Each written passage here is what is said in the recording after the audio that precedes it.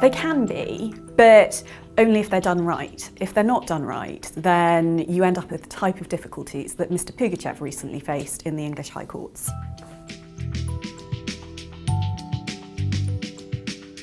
Mr. Pugachev, who was known as Putin's banker, set up 5 New Zealand trusts at a time he really should not, because there were some claims against him.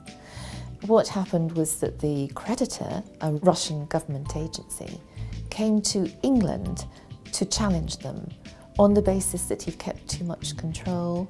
He was able to hire and fire the trustees and make significant decisions about the assets of the trust and their beneficiaries.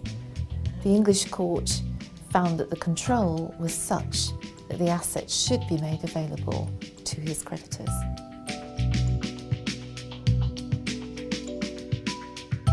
Yes, it is. If a settlor retains too much control over the trust, there's a possibility that they will be regarded as having not parted with the assets, and therefore there being no valid trust in place. It is possible to retain some control, but it can be dangerous. If a settlor, for example, retains sufficient control to be able to recall the trust assets if he doesn't like how the trust's being run, then that power might be used against him if he finds himself subject to a claim by a spouse or a third party, or if he comes under political pressure to exercise that power when he doesn't want to.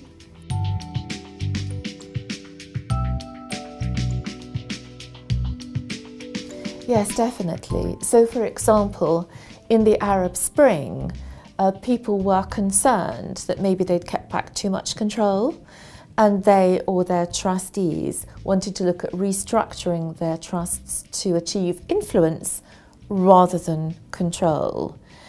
The political situation around the world in quite a lot of countries, such as Russia, bits of Africa, Latin American countries and so on, is such that a lot of people are looking to trusts to try to protect them from political and personal pressure.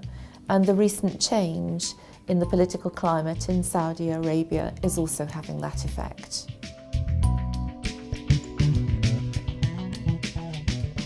Well, the first thing to do is make sure that the trustees know what the settlor's wishes are.